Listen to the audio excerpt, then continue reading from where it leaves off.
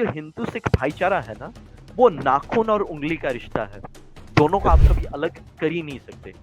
It is next to impossible ना। हलेमी राज बेगमपुरा क्या होता है ना, एक ऐसा राज जहाँ पे हर किसी को इक्वल राइट्स मिले, कोई ऊंचा नहीं कोई नीचा नहीं। राजा भी रंक के साथ बैठकर खाएगा, रंक भी राजा के बराबर बैठेगा। या में खालसा राज आना चाहिए, ठीक है, मान लिया।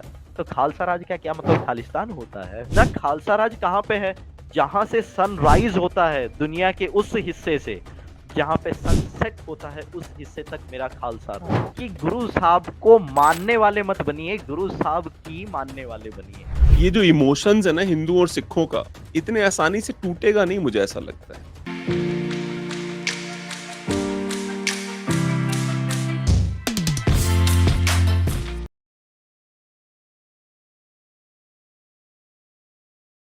नमस्कार, मेरा नाम है सुशील सिंह और आप देख रहे हैं इक्वलेस।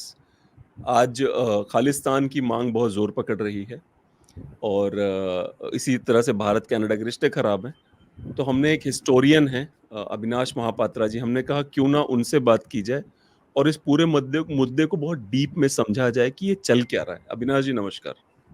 नमस्कार जी, वाहिगुरु जी का खालसा वाहिगुरु जी की फतेह। वाहिगुरु जी फतेह जी। जी अविनाश जी, मैं आपसे जानना चाहता हूँ, पहले तो मुझे थोड़ा-सा अपना इंट्रोडक्शन दे दीजिए हमारे दर्शकों के लिए। वैसे गूगल पे जाएँगे तो मिल जाएगा बहुत अच्छा इंट्रोडक्शन, पर फिर भी आप एक इंट्रोडक्शन दे दीजिए दर्शकों के मैं लिए। अगर अपना इंट्रोडक्शन दूं तो मैं सिर्फ इतना ही बोल सकता हूं कि मैं इस गुरु खालसा पद का एक बहुत ही छोटा सा दास हूं। बस इतना ही मेरा इंट्रोडक्शन है। जो जी, गुरु जी, साहब की वाणी, गुरु साहब के सिद्धांत को दुनिया के कोने कोने तक पहुंचाने निकला हुआ है। बस यही मेरा इंट्रोडक्शन है। जी, जी, बहुत बढ़िया। जी, जी, जी। मैंने आपके बारे में पढ़ रहा था मैं तो आप अभी आप 23 इयर्स के हैं और आपने नहीं नहीं 6 नहीं, अभी किताबें तो मेरा पब्लिश कर दी। 25 हो चुका है। अच्छा 25 हो चुका है और आपने 6 किताबें पब्लिश कर दी, तो ये अचानक से सिख हिस्ट्री में कैसे आपने लिया कि इंटरेस्ट कि मुझे सिख हिस्ट्री के बारे में पढ़ना है, लिखना है? देखिए, कुछ चीजें ऐसे होते हैं, मैंने एक पुल होता है कि मैंने आपके अंदर से एक आवाज आ रही है, आप कहीं पे जा रहे हैं, आप गुरु नानक साहब या कोई भी गुरु साहब का फोटो देखते हैं और आपके अंदर से एक पुल आता है कि मैं इनको जानता हूँ, मैं सदियों से इनके बारे में सुना हुआ है, जी, मैं जी। बहुत क्लोजली एसोसिएटेड हूँ इनके साथ। आप हाँ, अब सोचिए, राइट। इवनिंग 5 to 5:30 के अंदर में ईटीसी पंजाबी चैनल में सचखंड श्री हरमंदर साहब, जिसको आप लोग गोल्डन टेम्पल जानते हैं, जी, जी, अगर जी। वहां से शब्द कीर्तन का लाइव आता हो और आप कीर्तन सुन के आपके अंदर में एक अजीब तरीके का फीलिंग्स आता हो कि मैंने सदियों से इनको कहीं पे सुना है, तो उस टाइम में आपके अंदर में एक जिज्ञासा जाग उठती है कि मैं इनके बारे में एक्सप्लोर करूं, मैं इनके बारे में जानूं। तो क्या हुआ, मैं एक बार हमारे स्कूल में ही, आई वॉज अराउंड 12, तो हमारे स्कूल में एक बुक फेयर लगा हुआ था। वहाँ पे एक छोटा सा किताब आया था गुरु नानक साहब के ऊपर में। तो जब मैंने उसको पढ़ा तो मेरे अंदर में और भी इंटरेस्ट जाग उठा कि मैं और भी आगे पढूं। जब मैंने सारे ऑथर्स को पढ़ा, मैंने देखा कोई कुछ लिख रहा है, कोई कुछ लिख रहा है, कोई कुछ लिख रहा है। हिस्ट्री तो एक ही है, गुरु नानक साहब तो एक ही हुए हैं। हाँ, एक्सप्रेस करने का तरीका अलग हो सकता है, लेकिन फैक्ट्स कैसे डिफर कर जाते हैं। जी, जी। तो मैंने अपना जर्नी शुरू किया। तो मेरा फर्स्ट जर्नी था उड़ीसा की सिख हिस्ट्री को खोज करना। तो कुछ ऑथर्स जैसे लिख देते हैं कि गुरु नानक साहब कैलकाटा से उड़ीसा आए, पूरी। इज नेक्स्ट टू अच्छा। इम्पॉसिबल, क्योंकि उस टाइम में ये जो मौजूदा हाईवे है जिसमें आजकल लोग ट्रांसपोर्टेशन कम्युनिकेशन करते हैं, ये एग्जिस्ट नहीं करता था। दैट वाज जी, जगन्नाथ जी। सड़क अप टू उड़ीसा। और उसके बाद इसको बोला जाता था वैष्णव मार्ग, जो सीधा जाके अच्छा। कांचीपुरम में खत्म होता था। मैंने कौंटाई जगन्नाथ घाट से शुरू करके अप टू कांचीपुरम तक, इट वाज अ वैष्णव मार्ग। और जो पुरी तक आता था ना, जगन्नाथ पुरी तक, इतना तक को सड़क को बोला जाता था जगन्नाथ सड़क। So I explore this whole of this pathway. आप मैंने खुद इसका गए थे? पूरा, हाँ जी, कहीं कहीं पे अरे वाह! बुलोकट्स में जाना, कहीं कहीं पे चल के जाना, क्योंकि आज तक भी आप बिलीव नहीं करेंगे, अगर आप आएंगे ना हमारे उड़ीसा, आप देखिएगा यहाँ पे गांव है, 40 Odia families, not even 6 Odia families हैं, गुरु नानक साहब के स्थान के ऊपर पहरा दे रहे हैं। जहाँ पे गुरु नानक साहब का कड़ा है और वहाँ पे मंदिर बना हुआ है, नानक मंदिर। और वहाँ के पूरे गांव के कुल देवता हैं गुरु नानक साहब। क्या बात! तो ऐसे जो चीजें सामने आते हैं ना, ये उड़िया सिख भाईचारा जो है, उड़ीसा की जो रेसिडेंट्स है उड़िया, जो सिख हैं, ये उड़िया सिख भाईचारा जो है 500 ईयर्स का, ये उसको रिफ्लेक्ट करता है। और कई ऑथर्स एक जगह में क्या गलती कर बैठते हैं, वो सिर्फ गुरु साहब तक इतिहास को सीमित रख देते हैं, विच इज रॉन्ग। गुरु जी, जी। साहब के उस एरिया से जाने के बाद, गुरु साहब के डिपार्ट करने के बाद उनका जो टीचिंग्स है, वो क्या मायने रखता है लोगों के लिए, उसका क्या इम्पैक्ट आया लोगों के ऊपर में, इस चीज के ऊपर खोज करना बहुत जरूरी है। आप बिलीव नहीं करेंगे, आज से 2 साल पहले जब मैं गया हुआ था वहां उड़िया गुरुद्वारा, वहां हर साल हम एक प्रोग्राम करते हैं, सालाना समागम। वहां पूरा 3-4 गांव इकट्ठे होते हैं, उड़िया लोग मिलके हमारे साथ कीर्तन करते हैं वहां पे। तो वहां पे एक बहुत ही बुजुर्ग आदमी है जो मौजूदा केयरटेकर हैं गुरु साहब के स्थान के। जब हमने उनको बोला कि आपका गुजारा कैसे होता है, आप तो कुटिया के घर में रहते हैं जो कि मिट्टी का बना हुआ है, so let us arrange some financial funds for you. आपको मालूम है उन्होंने क्या बोले? बोले हम गुरु साहब के आदमी हैं, मारेंगे तो गुरु साहब मारेंगे, रखेंगे तो गुरु साहब रखेंगे, हमें क्या किसी बात! के एक भी फूटी कौड़ी पे हाथ नहीं लगाना। सो ये सारी चीजों को हमें बाहर लेके आनी है। ये गुरु नानक साहब ने जो सिद्धांत दिए थे, किर्त करो वंद छको ते नाव जपो, ये जो किर्त करो है, ये उसका प्रैग्मेटिक एसेंस है कि बिना मेहनत किए किसी से लेना वो हराम है, और अगर आप किसी से ले भी रहे हैं, so that is not acceptable in Sikhi. ये चीजें सामने आते हैं। तो यहाँ से मेरा जर्नी शुरू हुआ, और होते होते 38 बुक्स हमने लिखे। कई कबार वाणियों के ऊपर चर्चा हुए, क्योंकि आप एक चीज देखिएगा, जब से ब्रिटिश इन्वेजन हुआ है इंडिया में, पंजाब सबसे लास्ट स्टेट था एनेक्स होने के लिए। तो जी, जी। ये ब्रिटिशर्स के दिमाग में एक चीज आया कि इस सिखों के अंदर में है क्या, जो कि इन लोगों को इतना हद तक आगे लेके आ रहा है।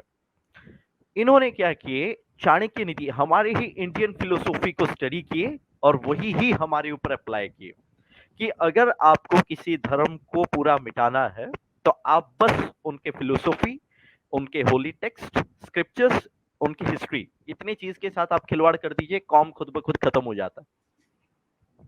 ये राजनीति का पहला सिद्धांत होता है कि जब जी, आप किसी एरिया में, फॉरेन कंट्री में आप एनेक्स कर रहे हैं, तो सबसे पहले इन 4 चीजों को डिस्टॉर्ट कर दीजिए, खत्म, पूरा कौम खत्म, देश अलग दिशा में चल पड़ता है।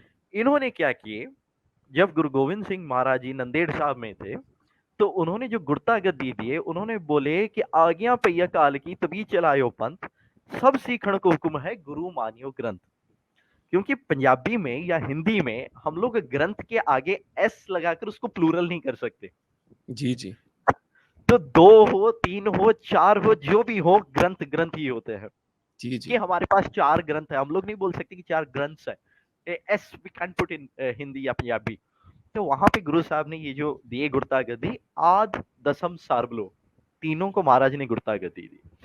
इन्होंने क्या किए, सबसे पहले दसम में कंट्रोवर्सी करना शुरू किए अच्छा। ब्रिटिशर्स ने। और हुँ। ये आज का जो थीम है ना, जो सब्जेक्ट है खालिस्तान का, ये उसके ऊपर में सीधा डायरेक्टली लिंक करेगा। आप देखते जाइए किस तरीके से डिस्टॉर्शन शुरू हुए हैं। जो दसम है और जो सार्वलो है, ये दोनों अगर हम लोग बोलें कि ये सिर्फ खालसा पंथ के ग्रंथ है, तो हम लोग गलत है। ये ग्रंथ भारतीय संस्कृति के हैं, क्योंकि ये इंडियन कल्चर को प्रिजर्व करके सही चीजों को सामने लाने के लिए एक गुरु साहब ने रनासा शुरू किया था। आप देखिए गुरु साहब के टाइम पे, उस टाइम में बहुत सारे हस्तलिखित स्वरूप तैयार हो गए, वैदिक टेक्स्ट के, पुराणिक टेक्स्ट के, गीता के, बहुत सारे टेक्स्ट तैयार हो गए, जो कि आगे चल के कंफ्यूजन क्रिएट करना शुरू कर दिया अंदर में कि हम किसको फॉलो करें। एक महापुरुष ये लिख रहे हैं, दूसरे महापुरुष ये लिख रहे हैं, दोनों के लिए समाज में क्लेश हो रहा है, कोई किसी का कंक्लूजन नहीं पा रहा है। क्योंकि हमारे गुरु साहिबन, आप एक चीज देखिएगा, उस टाइम में आए हुए हैं जबकि इंडिया में पूरा फॉरेन इन्वेजन लगातार जी, चल रहा जी। है। अफगान इन्वेडर्स हैं, तुर्क हैं, मुगल्स हैं, सब हैं यहाँ पे। हिंदुइज्म को बेस नहीं मिल रहा है, क्योंकि उस टाइम में एक फिलोसॉफी चल रहा था कि हम लोग दरुल इस्लाम क्रिएट करेंगे इंडिया जी, में। जी। जी। पर्शियन को वर्निकुलर लैंग्वेज करके डिक्लेयर किया जाए, संस्कृत को मिटाया जाए। तो ये सारी चीजों को ये लोग यहाँ पे लागू कर रहे थे जब गुरु साहिबन आए। तो इस मौजूदा टाइम में गुरु साहब ने जो नींव पत्थर रखे ये सारी चीजों का, सबसे पहले महाराज ने सनातन को ऊपर लाए। क्योंकि अगर आप वैदिक टेक्स्ट देखेंगे, हिंदू माइथोलॉजी देखेंगे, तो यहाँ कोई भी एक वर्ड हिंदू करके नहीं होता है। जी, जी। इट इज सनातनी। और ये जो हिंदू इन्होंने बनाया है, क्योंकि सनातनी क्या होता है, देखिए सनातन इज नेवर एंडिंग, जिसका ना आद है ना अंत है। जी, जी, तो ये जी। जो भारत देश है, ये भारत देश का जो धर्म है वो सनातनी है। वो कब से है कोई नहीं जानता, कब खत्म होगा कभी हो ही नहीं सकता, क्योंकि इट इज इन्फिनाइट। ये चीज है। इसलिए गुरु महाराज ने क्या बोले ना, ना हम हिंदू ना मुसलमान, ना हम हिंदू हैं, क्योंकि हिंदू वर्ड एग्जिस्ट ही नहीं करता, तो हम कहां से आए। तो हाँ, ना हाँ। तो हम नेवर एग्जिस्टिंग वाले आदमी हैं और ना ही हम मुसलमान हैं, वी आर सनातनी। तो ये एक चीज महाराज ने यहाँ रखी, जिसको आगे चल के मिशनरियों ने डिस्टॉर्शन की कि देखो जी हिंदू सिख एकता जी, वो देखो जी आरएसएस। आजकल के ना पंथ में लोगों को एक फोबिया लगा हुआ है आरएसएस का, आरएसएस फोबिया। जबकि खुद ब खुद अपनी ही पंथ को खोखला करते हुए जा रहे हैं अंदर में। ना तो हमें आरएसएस से खतरा है, ना हमें आईएसआई से खतरा है। अब आप एक सिंपल सा चीज देखिए, मैं अपने घर के अंदर बैठा हूं, मेरे घर के बाहर कौन खड़ा है मैं उसके बारे में फिक्र करूं, या मैं घर के अंदर अपने आप को कैसे प्रोटेक्ट करूं मैं उसको देखूं। बिल्कुल। ये एक सवाल है। दूसरा चीज है, जहां पे भी डिस्टॉर्शन हो रहे हैं आप आवाज उठाइए, बेशक कहीं पे मना नहीं है, but it should not turn into religious hatred. ये नहीं होना चाहिए। ये जो धार्मिक नफरत जो एक दूसरे के अंदर में हो रहे हैं, ये नहीं होना चाहिए। क्योंकि जो चलिए आजकल के एक एक्सेप्टेबल टर्म के लिए हम ये टर्म यूज कर लेते हैं, हिंदू। जो हिंदू सिख भाईचारा है ना, वो नाखून और उंगली का रिश्ता है।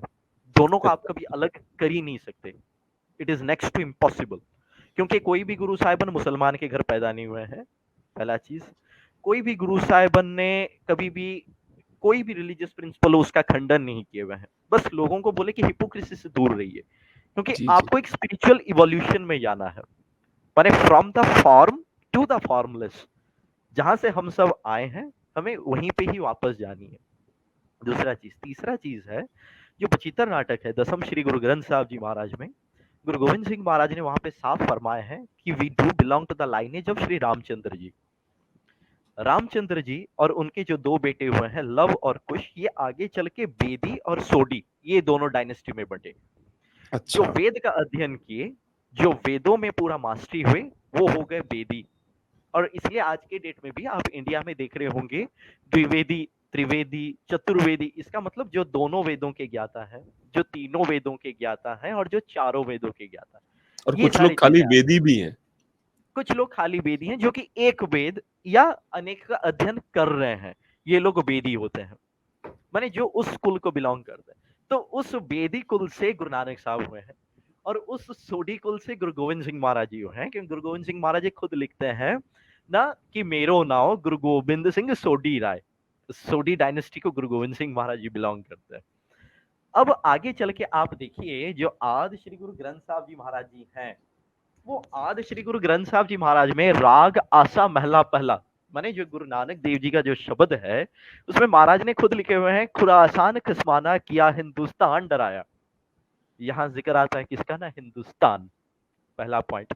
दूसरा पॉइंट, छंद छक्का बगौती का उग्रदंती जो है दसम श्री गुरु ग्रंथ साहब जी महाराज में, उसमें महाराज ने खुद लिखे हुए हैं, सगल जगत मोह खालसा पंथ गाजे, जगे धर्म हिंदक तुरक तुंद पाजे। तो यहाँ पे महाराज खुद लिख रहे हैं कि जब मेरा खालसा गज के आएगा, उस टाइम में क्या होगा ना, ये जो हिंद देश का जो धर्म है, क्योंकि धर्म कोई स्पेसिफिक धर्म नहीं होता, मतलब रिलीजियन नहीं होता, धर्म होता है राइटियसनेस। तो जी, ये जी, हिंद बिल्कुल। देश का जो राइटियसनेस है वो जाग उठेगा, और ये जो तुर्क हैं ये सब देश छोड़कर भागेंगे। तो मेरा सवाल ये है कि भाई जब वाणी में, क्योंकि वाणी गुरु, गुरु है वाणी, जब गुरु साहब खुद ही हिंदुस्तान, हिंद, ये सारे चीजों का जिक्र कर रहे हैं, तो यहाँ खालिस्तान का जिक्र आता ही कहाँ है। खालिस्तान है कहाँ? ये खालिस्तान है या खाली प्लस स्थान है, पहले ये पूछा जाए। क्योंकि आप एक चीज देखिए, महाराज ने खालसा राज का नींव पत्थर रखे। खालसा क्या, खालसा एक अरबिक टर्म है जो खालिस से आया है। खालिस माने है प्योर, प्योर, हाँ। जो पारद की तरह होता है। खालिस माने प्योर, तो खालसा राज माने प्योरिटी का राज, सच्चाई का राज। और इसके बारे में गुरु अमरदास पातशाह जी ने अपने शब्द में इसका जिक्र किए हुए हैं ना, हलेमी राज बेगमपुरा। ना हलेमी राज बेगमपुरा क्या होता है ना, एक ऐसा राज जहाँ पे हर किसी को इक्वल राइट्स मिले, कोई ऊंचा नहीं कोई नीचा नहीं। राजा भी रंक के साथ बैठकर खाएगा, रंक भी राजा के बराबर बैठेगा। ये होता है हलेमी राज बेगमपुरा, ये है हमारा खालसा राज। कई खालिस्तानियों को मैंने जब ये बात पूछा है तो वो बोलते हैं कि जो पंजाब में खालसा राज आना चाहिए। ठीक है, मान लिया, तो खालसा राज का क्या मतलब खालिस्तान होता है? ये वर्ड इन्वेंट हुआ ही कहां पे, पहले इस चीज को देखा जाए। क्योंकि इस सिक्की का जो दो पिलर है वो है बाना और बानी। जब बाने में महाराज ने किसी खालिस्तान का स्टैंप नहीं लगाया, जब बानी में कहीं पे खालिस्तान का जिक्र है नहीं, तो ये जो लोग इस चीज के बारे में बोल रहे हैं दे आर एंटी सेक्स। क्योंकि महाराज ने खुद बोले हैं, जब हे गए विपरण की रीत मैं ना करूं इनकी प्रतीत। जब ये उल्ट रास्ते चल पड़े मैं इनको कभी भी अपना तेज नहीं देता। और महाराज ने ये भी लिखा है, जब लग खालसा रहे नहीं आ रहा तब लग तेज दियो में सारा। जब तक मेरा खालसा मेरे सिद्धांत पे रहेगा मैं उनको अपना सारा शक्तियां अपने सारे पावर्स में उनके हवाले कर दूं। जिस मोड़ पे वो उल्ट गए मैं कभी भी उनको पलट कर भी नहीं देखने वाला। तो आप बताइए क्या ये सिख कहलाते हैं? Very very very interesting actually. मुझे भी बहुत डिटेल्ड है जो आपने नॉलेज दी है। एक दो बार तो मेरे फिर रोंगटे खड़े हो गए बाय द वे। आप आ जाइए चंडी चरित्र में। हाँ देह हाँ। शिवावर मोहे एह शुभ कर्मण ते कबहू न डरू और सौ जब जाय लरू निश्चय कर अपनी जीत करूं। आपको मालूम है ये कौन सी वाणी है गुरु गोविंद सिंह महाराज ने जो लिखी है? जो हमारे इंडियन डिफेंस का जो सिख रेजिमेंट है, जो 80% of the Indian defence academy को क्रिएट करता है, वो 80% सिख रेजिमेंट का ये है उनका एंथम।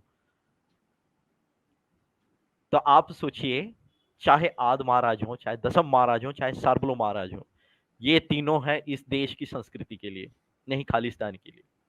और जो निशान साहब है ना, वो निशान साहब किसी स्पेसिफिक कंट्री को ये नहीं करता है। क्योंकि महाराज ने लिखा है कि खालसा राज कहाँ है ना, खालसा राज कहाँ पे है?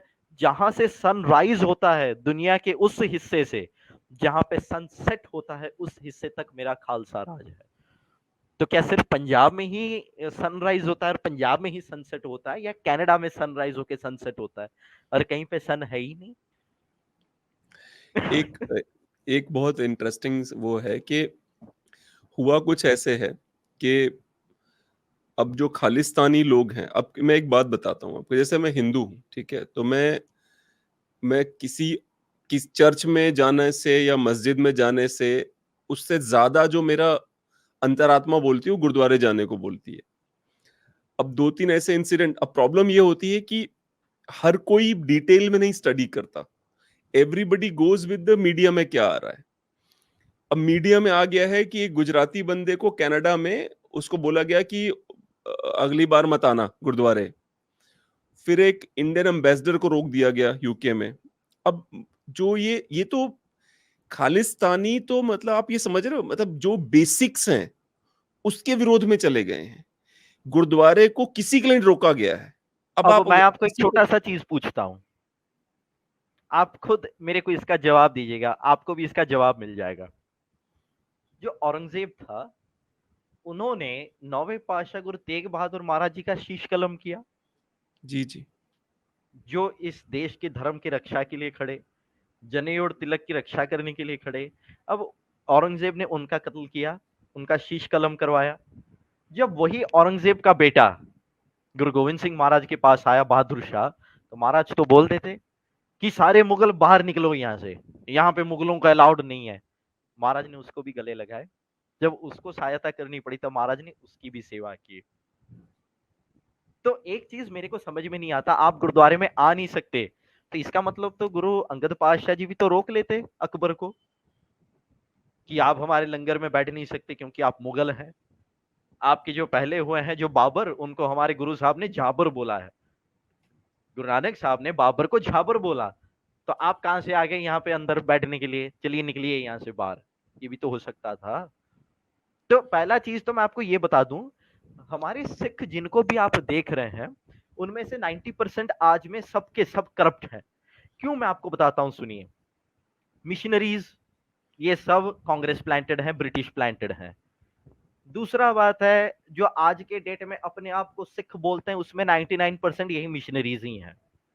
कोई भी संप्रदाय में आप चले जाइए, हमारे निहंग संप्रदाय हो, तखत सचखंड श्री हजूर साहब हो गया, या पटना साहब हो गया, या हमारे निर्मल संप्रदाय में चले जाइए, वहां पे खालिस्तान तो दूर की बात, इस वर्ड को आप सपने में भी सुन नहीं सकते।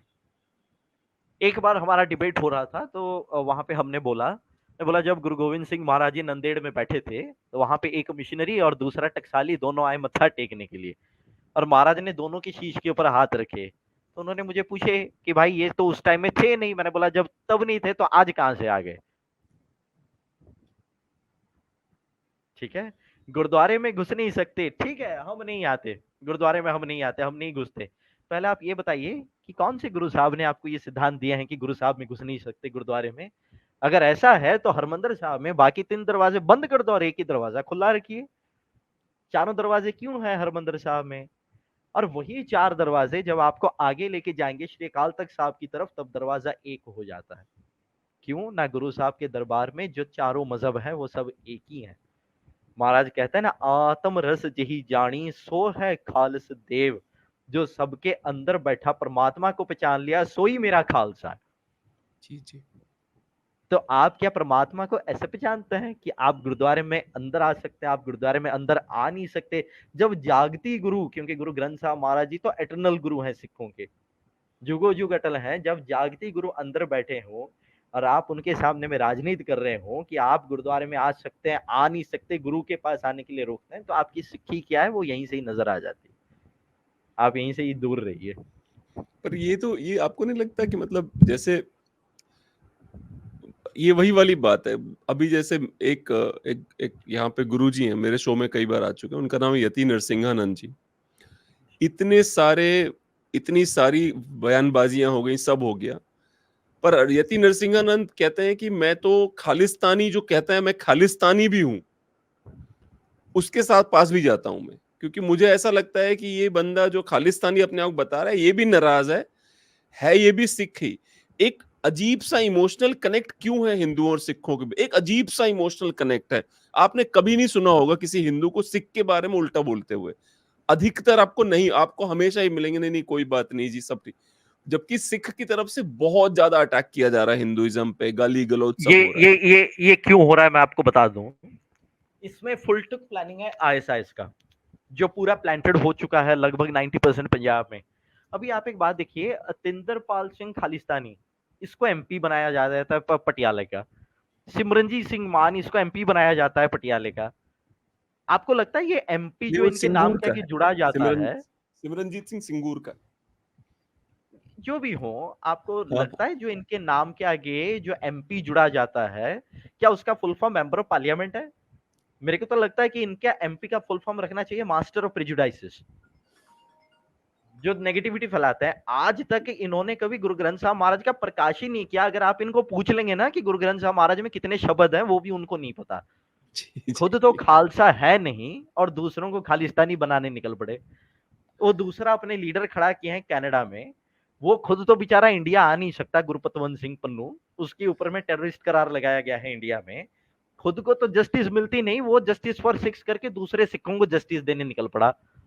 खुद तो खालसा है नहीं, खुद की केश है नहीं, खुद के पंजीकार नहीं है, और वो खालसा राज का खालिस्तान बनाने निकल पड़ा। आप बताइए इन लोगों के ऊपर में आपको तरस आता है या गुस्सा आता है? मेरे को तो तरस आता है इनके ऊपर में। यार बेचारे अनपढ़ बंदे, इनको मैं क्या बोलूं। मैं तो ये सिमरनजीत सिंह मान जो है, इसने क्या किया है कि इसने अभी तक लगभग आप ये मान लीजिए कि 52,000, एलिजेडली 52,000 लोगों को ये लेटर लिख के देता है कि भारत में इन्हें सताया जा रहा है, इसलिए ये अब कनाडा या अमेरिका की सिटीजनशिप इनको वो किया जाए, रिफ्यूज दिया जाए वहां पे। लगभग कुछ आंकड़ों के हिसाब से लगभग 52,000 लोगों को इन्होंने लेटर लिख लिख के दिए हैं, अब मेंबर ऑफ मेरा पार्लियामेंट। इनको एक सवाल है, तो अगर आपको लगता है कि भारत में आपको सताया जा रहा है, तो आप संगरूर में एमपी बन के क्या कर रहे हैं? आप पाकिस्तान चले जाइए ना। अब खुद क्यों नहीं जाते? आप खुद देश के सत्ता में बैठ के देश के खिलाफ में गंद बक रहे हैं, तो आप वहां जाइए ना। और अगर आपको सिखों से इतनी हमदर्दी है तो भाई पाकिस्तान के अंदर जाइए और वहां देखिए सिखों का क्या हालत है। जी जी। यहाँ हिंदुस्तान में आप देखिएगा, खुल्लम खुल्ला मुसलमान अपने मस्जिद में बैठ के नमाज अदा कर रहे हैं, और वो अजान पूरे एरिया में कांप रहा है। माइक्रोफोन्स बड़े बड़े ऊपर लगे हुए हैं, स्पीकर्स लगे हुए हैं, वो कांप रहा है। आप पाकिस्तान जाइए, वहां मंदिर तो दूर की बात, गुरुद्वारों के बाहर भी जैसे शब्द कीर्तन की आवाज नहीं आना चाहिए। सिख वहां पे बाड़ा नहीं पा सकता, तो आप पहले जाके वहां पे सिस्टम्स को सुधारिए ना। और जितने गुरुद्वारे वहां छूट गए हैं पार्टीशन के टाइम में, पहले उनको मुड़ वापस पंजाब में लेके तो आइए, फिर उसके बाद आप खालिस्तान बनाने की बात कीजिएगा। अरे अगर अगर आपको इतना ही सतावा हो रहा है यहाँ पे, तो आप जाइए ना वहां। एक एक मैप जारी किया था, याद है बीच में? क्या नाम था उस बंदे का जो शुभनीत नहीं, वो जो खालिस्तानी, जो अभी जेल में इसको डाल दिया गया, जो बड़ा चेहरा, अमृतपाल सिंह। आप मुझे उसका नाम नहीं याद आ रहा है। अमृतपाल सिंह खालिस्तानी। अमृतपाल सिंह, हाँ, उसने एक नक्शा जारी किया था, याद है आपको? जिसमें उसने पाकिस्तान वाले पंजाब को छोड़ के केवल इंडिया इंडिया में उसको खालिस्तान बनाना था। वो बड़ा फनी था मेरे लिए, क्योंकि खालिस्तान तो मतलब अफगानिस्तान तक जाएगा। अगर रियल में खालिस्तान चाहिए किसी को, तो महाराजा रणजीत अफगानिस्तान सिंह तक जी का, होना चाहिए वो। बिल्कुल बिल्कुल बिल्कुल, चाइना बॉर्डर और तक इधर जाएगा, तिब्बत आपको तक पता है ये जाएगा, वाला बात। तिब्बत तक हाँ जाना हाँ। चाहिए। तो नेपाल भी ले लो, वहां पे तो आपको मालूम है, नेपाल में एक एरिया है सिखनपुरा।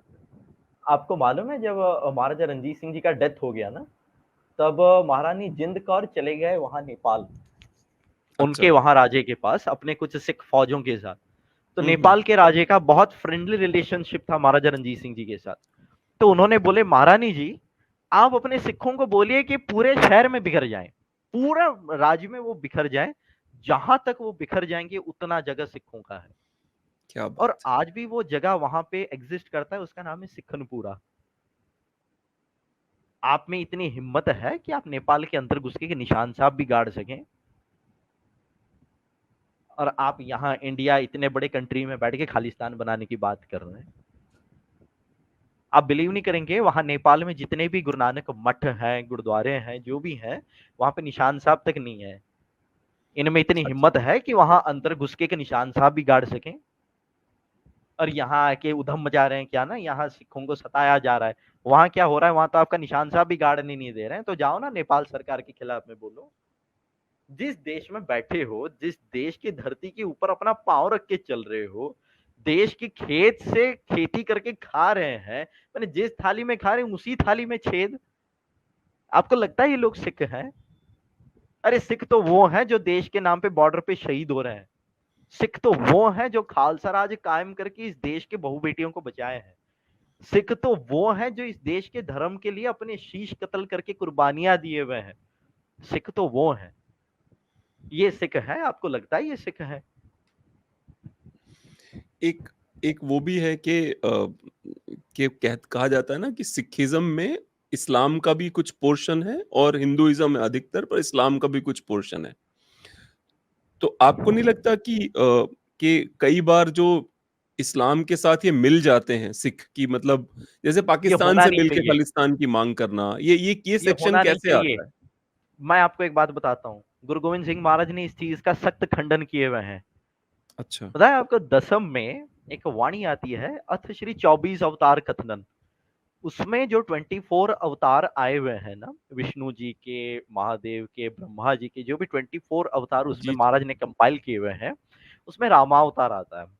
रामावतार के आखिरी पंक्तियों में महाराज लिखता है ना, राम रहीम पुराण कुरान अनेक कहे मत एक ना मान्यो। रामचंद्र जी के ऊपर में जो अनेक मत हुए हैं, अनेक मत, इसको ये लोग रॉन्ग पोर्ट्रे करते हैं कि मैं रामचंद्र जी को नहीं मानता। अरे भाई, अगर मानना ही नहीं होता तो क्या महाराज खुद ही लिख रहे हैं कि मैं रामचंद्र जी के वंशज से आया हुआ हूं? मैंने, मैं एक के वंश से ही आ रहा हूं लेकिन मैं उसको मानता नहीं हूं, इसका कोई सेंस बनता है? अच्छा, फिर यहाँ पे महाराज लिख रहे हैं, राम रहीम पुराण कुरान अनेक कहे मत एक ना मानियो, कि मैं कुरानिक मत को मानता ही नहीं हूं। जब महाराज कुरानिक मत को ही नहीं मानते, तो सिक्खी में मुसलमानी कहां से आ गया? नहीं, एक एक है ना वो कि भाई मर्दाना भी थे उनके साथ में, जो जब गुरु नानक देव जी अब जब। वो मुसलमान रहे ही कहां? अब आप मेरे को एक बात बताइए, जो मुसलमान 5 वक्त का नमाजी हो, वो खुदा को छोड़कर किसी दूसरे पैगंबर के पीछे चल जाए, मोहम्मद साहब को छोड़ दे और किसी दूसरे को वो अपना पीर पैगंबर मान ले, तो क्या वो मुसलमान होगा? उसको तो पूरा इस्लाम धर्म में उसको काफिर करार दे दिया जाएगा। जी जी, बिल्कुल। मैं तो ये कहता तो हूँ, मैं कई बार मुसलमान, ये तो कुछ कुछ इस्लाम धर्म में हदीसें काफिर हो गए। कुछ हदीसें ऐसी हैं कि मतलब अगर आप जेन्युइनली इस्लाम को फॉलो कर रहे हो, हदीसों और कुरान की नजर से, तो आप बिल्कुल तलवार की धार पे चल रहे हो कि हल्का से इधर जाओगे तो आप मुर्तद हो जाओगे, आप मुशरिक हो जाओगे। मैंने बहुत डिटेल में पढ़ा, अभी मैंने यार आप यार एक अभी आप एक बात बताइए, भाई मर्दाना जी को गुरु साहब ने बोल दिया जब से वो उनके पास आ गए, ना मर्दानिया, जब से तू मेरे साथ जुड़ गया है, तो अपने केश कत्ल नहीं करनी, दाढ़ा मूछ कत्ल नहीं करनी, हुक्का नहीं पीनी और हलाल नहीं खानी। इस्लाम में मैं आपको बता दूं, जिनके केश गले के नीचे आ जाते हैं या जिनके मूछ होंठों के नीचे से आ जाते हैं, वो उनके लिए हराम होता है। इसलिए अच्छा आप जी, मुझे नहीं देखिएगा, पता था। हाँ बिल्कुल, इसलिए आप देखिएगा इस्लाम में जब भी वो हज करके आते हैं ना, वो मुंडन करते हैं। अच्छा। और कोई भी जो माने पक्के मुसलमान होते हैं ना, आप देखिएगा उनके दाढ़ा जरूर होंगे लेकिन उनके मूछें नहीं हाँ, होते हाँ, हैं। बिल्कुल, बिल्कुल। हाँ, हाँ, हाँ। ये इसी चीज के लिए बताया गया है। अब आप देखिए जो काजी रुकनुद्दीन हुए हैं, मैं आपको बताता हूँ इस्लाम सिख का क्या कॉन्टेक्स्ट आता है, मैं आपको वो बताता हूँ। अब भाई रुकनुद्दीन, काजी रुकनुद्दीन हुए हैं अरब में, मक्का में। जब गुरु नानक साहब मक्का गए तो वहां पे काजी रुकनुद्दीन आते हैं 360 सवाल लेके क्वेश्चन आंसर डिबेट करने के लिए गुरु नानक साहब से। पहले महाराज को वो अरबिक में पूछते हैं, हला आलिया मजहबू, आपका मजहब क्या है? तो गुरु नानक साहब जी कहते हैं अल्लाह ला मजहबू, कि जो अल्लाह है ना, जो परमात्मा है, मेरा धर्म उससे जुड़ा हुआ है। क्योंकि जो अल्लाह है, अल्लाह तो फॉर्मलेस है। कई पीर पैगंबर हुए हैं, कई हजरत हुए हैं इस्लाम में, लेकिन ये लोगों ने क्या किए हैं, मोहम्मद साहब को पकड़कर उनके आइडियोलॉजी को आगे करके जिहाद डिक्लेयर करो, ये करो, वो करो, ऐसे करो, वैसे करो, ये पूरा तमाशा मचा के रख दिए हैं। तो जी, जी। वहां पे वो पूछे महाराज को, कहता है आप काबा शरीफ में मत्था टेकने अंदर नहीं जाएंगे? कहता है मैं तो सिर्फ अल्लाह के दरवाजे पे मत्था टेकता हूँ, मैं मोहम्मद साहब के दरवाजे पे मत्था नहीं टेकता। कि गुरु नानक साहब ने वहां पे बोले। और जो डिबेट हुआ वहां पे, उस डिबेट में काजी रुकनुद्दीन को रियलाइज हो गया कि उनकी गलती क्या है। उन्होंने इस्लाम छोड़ दिए, 24 घंटे वाहिगुरु वाहिगुरु वाहिगुरु वाहिगुरु सिमरन शुरू कर दिए। तो उनको काफिर करार दे दिया गया और उनके नाम का फतवा जारी हो गया कि इनको सजाए मौत बख्शी जाए, और इनको इतना खौफनाक मौत दिया गया अरब में। पहले तो उनको माने पहाड़ के ऊपर से फेंक के उनके ऊपर में बड़े बड़े पत्थर रोल ऑन किए गए, उनको कांटों के चादर पहनाए गए, उनको चाबुक से मारा गया, उनको बक्से के अंदर बंद करके बार बार नीचे फेंका गया। तब भी जब उनका माने देहांत नहीं हुआ, तब फतवा जारी किए काजी साहब ने कि भाई इनका शीश कलम करके इनको मौत के दरवाजे तक लेके छोड़िए। तो उनको पूछा गया कि आपकी आखिरी ख्वाहिश क्या है, आप क्या बोलना चाहते हैं? कहते हैं कि मैं बस एक ही चीज बोलना चाहता हूँ। जो भी खुदा को पाना चाहता है ना, ये सो कॉल्ड मौलवी काजी इनके आइडियोलॉजी को छोड़ के गुरु नानक साहब के साथ चल पड़े, उनको अल्लाह की प्राप्ति हो जाएगी। इतने ही बोले और खुद ही दम तोड़ दिए। तो आप बताइए ये मुसलमान रहे? जी, जी, जी। बिल्कुल, आई एग्री। आई और एब्सोल्यूटली एग्री। एक मुसलमान भाई नंदलाल जी, जब वो गुरु गोविंद सिंह महाराज के शरण में आ गए, वो खुद लिख रहे हैं अपने लेख में, ना कहो अब की ना कहो तब की, अगर ना होते गुरु गोविंद सिंह तो सुन्नत होती सबकी। बिल्कुल, बिल्कुल। तो अब बताइए कहाँ एग्जिस्ट करते हैं? क्योंकि जो इस्लाम सिख भाईचारा है, वो नियरली इक्वल टू नील ही है, नियरली इक्वल टू नील। अब ये लोग कोट कर देते हैं कई खालिस्तानियां कि देखो जी, जो इनके हमारे जो छवी पातशाह है ना, गुरु हरगोविंद पातशाह जी, जिन्होंने हुँ, श्री हुँ। अकाल तख्त साहब का सिर्जना किए हैं, उन्होंने गुरु की मशीद बना कर दिए। गुरु की मस्जिद उन्होंने बनाकर क्यों दिए? क्योंकि कुछ, देखिए कुछ मुसलमान अच्छे भी होते हैं, ऐसा जी, जी। मैंडेटरी नहीं होता कि हर धर्म में हर कोई बदमाश होता है। जी, कुछ जी। मुसलमान अच्छे होते हैं, जो वो आके गुरु महाराज क्या के अरदास के ना, महाराज हमारे ना यहाँ पे नमाज अदा करने के लिए जगह नहीं, ना जाओ जी आपके लिए एक मस्जिद दे देता है, आप वहां पे अपना नमाज अदा करो। इसका मतलब ये थोड़ी है कि वो मुसलमान बन गए, सिख मुसलमान है, सिख रामचंद्र जी के वंशज नहीं है, देखो जी 10 आरएसएस ने लिख दी। तो भाई जब गुरु नानक साहब जी, गुरु गोविंद सिंह महाराज जी यहाँ आए थे, तब तो सिर्फ दो ही कौम यहाँ एग्जिस्ट करते थे, हिंदू और मुसलमान। और अगर आप मानते हैं कि रामचंद्र जी के वंशज नहीं है, तो आप बोल दीजिए कि भाई हम लोग प्रॉफिट मोहम्मद साहब के वंशज हैं। कहीं तो आप स्टैंड करते हैं ना, ऐसे तो नहीं ना कि सीधा ऊपर से ही टपक के आ गए, कहीं ना कहीं तो आप एग्जिस्ट करते हैं। तो आप बताइए आप कहाँ हैं? अब मैं आपको एक इंटरेस्टिंग बात बता दूं, इसी कारण से ये जितने भी खालिस्तानी है ना, ये सब के सब मिशनरी हैं, और ये दसम महाराज और सार्वलो महाराज को मानते नहीं है।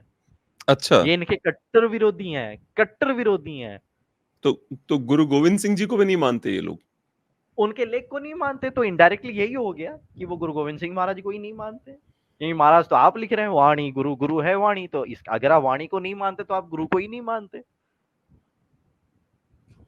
मैं तो चलिए, मैं एक एक आउटसाइडर हूँ सिखिज़्म से बाहर, मैं हिंदू हूँ या सनातनी कह लीजिए। पर गुरु गोविंद सिंह जी की तस्वीर मेरे घर में लगी हुई है। और मतलब एक होता है कि एज़ एन आर्टिफैक्ट लगा देना किसी चीज़ को। एक होता है किसी को देख के आप जेन्युइनली आपके मन में श्रद्धा है। उसके पीछे अब मैं प्रैक्टिकल रीज़न दूँगा, और बहुत बहुत ही अट्रैक्टिव पर्सनैलिटी है गुरु गोविंद सिंह की। अगर आप उनकी फ़ोटो देखें, वो मूंछें ऐसे ताव है और चेहरा तेज है चेहरे पे, तो मैं उनको इसलिए श्रद्धा में वो झुकता हूँ उनके आगे, इसलिए नहीं कि वो सिख हैं या महान हैं। वो एक मतलब उनको देख के लगता है कि ये बंदा अगर आपके आस-पास होगा, तो आप इस बंदे के कहने पे आप जान ले भी सकते हो, जान दे भी सकते हो। वो पर्सनैलिटी गुरु गोविंद सिंह की। मैं आपको एक छोटा सा चीज बता दूं। अब आप हो गए, मैं हो गया, हम लोगों को तो गुरु साहब के बारे में बिल्कुल मालूम ही है। अब हम दोनों को अगर कोई गुरुद्वारे में लेके छोड़ देगा तो हम दोनों मत्था टेकेंगे, महाराज के आगे अरदास करेंगे और हम वहां से वापस आएंगे।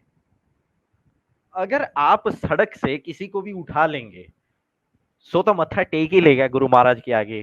क्या वो आपकी तरह या मेरी तरह मत्था टेकेगा? क्या उसके अंदर उतना भक्ति होगा? इसीलिए मैं हमेशा सबको कहता हूं कि गुरु साहब को मानने वाले मत बनिए, गुरु साहब की मानने वाले बनिए। जी, गुरु जी। को मानने वाले नहीं, गुरु की मानने वाले बनिए। अब महाराज ने आप क्या कि इतना बड़ा सिद्धांत रखा। अब तो मेरा सिखों से एक सवाल है, जो लोग ये खालिस्तानी नारा लगाते हैं, जो ये कुछ टाइम पहले ना आप देखिएगा कुछ लोगों ने कॉमेडी बना दिए थे, सिखों के 12 बज जाते हैं। उस टाइम में सिख जाते थे, ये जो मुगल होते थे, जो तुर्क होते थे, ये हमारे हिंदू परिवारों के, राजपूतों के, उनके बहू बेटियों को ये लोग उठा के ले जाते थे। तो यही टाइम में ठीक 12 बजे ही सिख इनके ऊपर में वार करते थे, क्योंकि सिख तो छुपा हुआ कौम है नहीं, ये दिन दिहाड़े वार करेंगे सबके सामने में। तो ये लोग क्या करते थे, जंग युद्ध करके इनको बचा के लेके आते थे। ठीक है, तो अब आप एक बात बताइए, कितने सिंह खालिस्तान के नाम पे शहीद हुए हैं? कितने सिंह गुरु साहब के समय में या गुरु साहब के बाद खालिस्तान के लिए शहीद हुए हैं?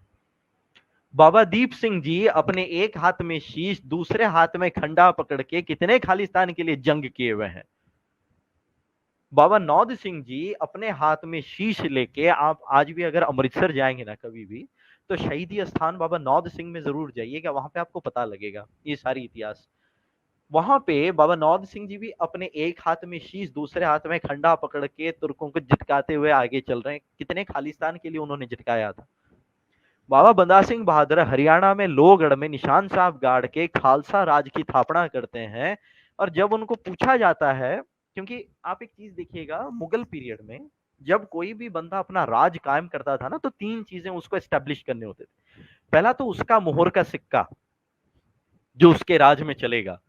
दूसरा है उसके राज का कैलेंडर, कि उसके राज में इस तरीके से इवेंट्स बनाए जाएंगे। तीसरा चीज होता था उसका खुतबा, माने उसका स्टैंप।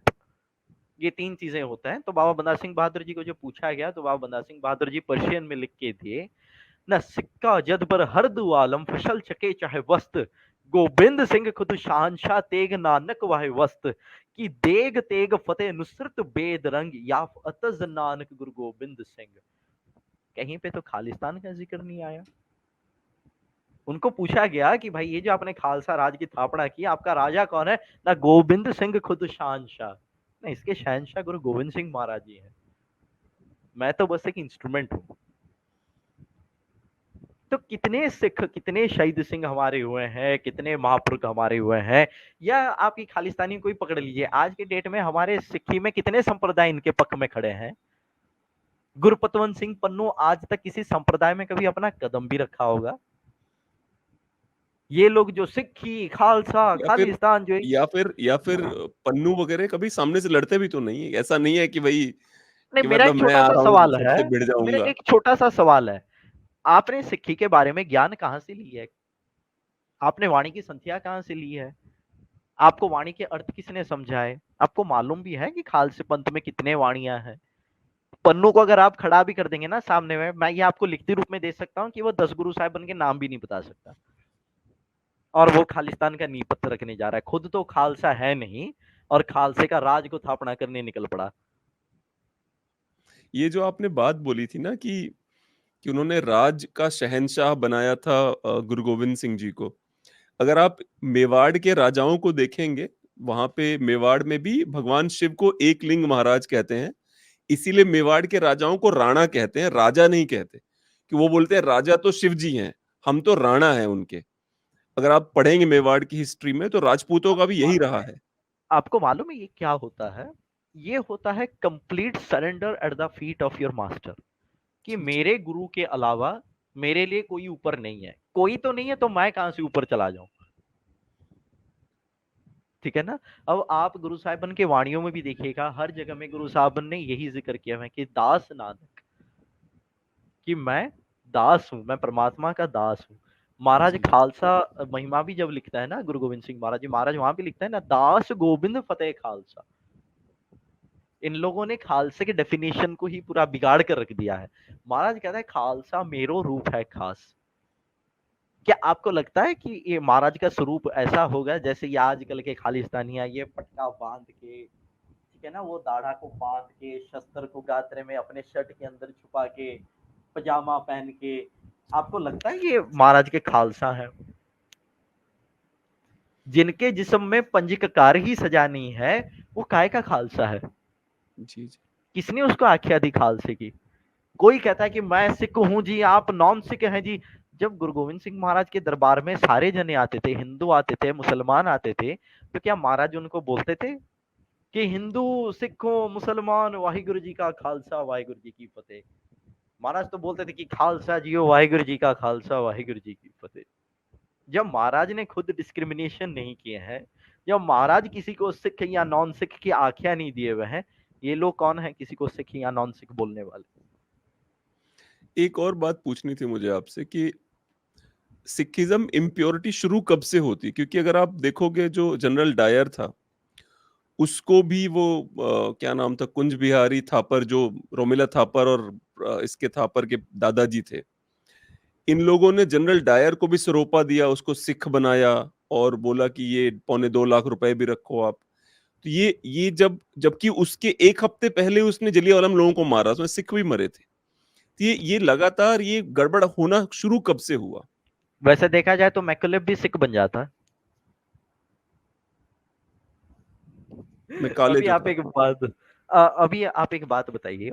मैक्लॉयड, मैकलेफ, अर्नेस्ट ट्रम्प, ये तीनों ऑथर्स, इन्होंने सिक्की का पूरा बेड़ा गर्क किया हुआ है।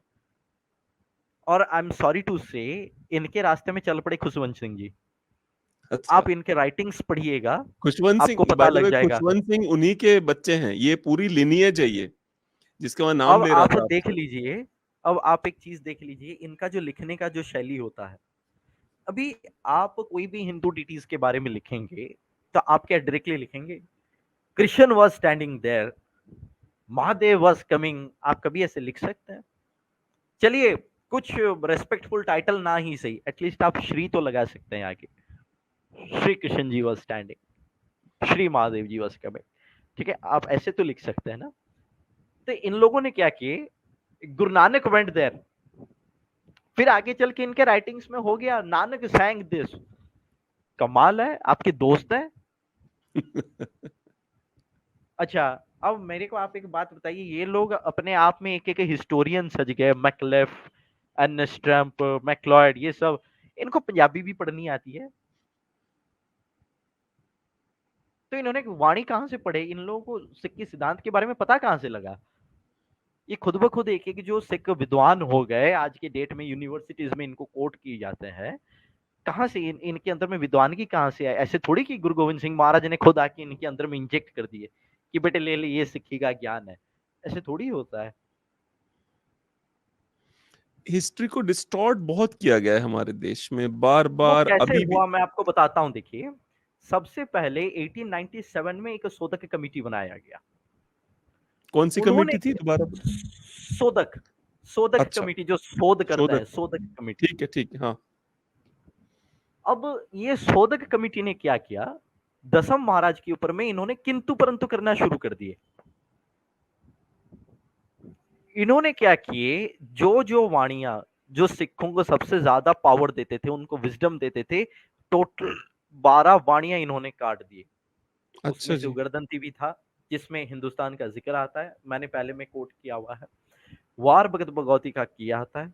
और आप सुन के हैरान हो जाएंगे, गुरु दसम पातशाह जी ने भगवत गीता की खुद उन्होंने टीका किए हुए थे, पूरा संपूर्ण।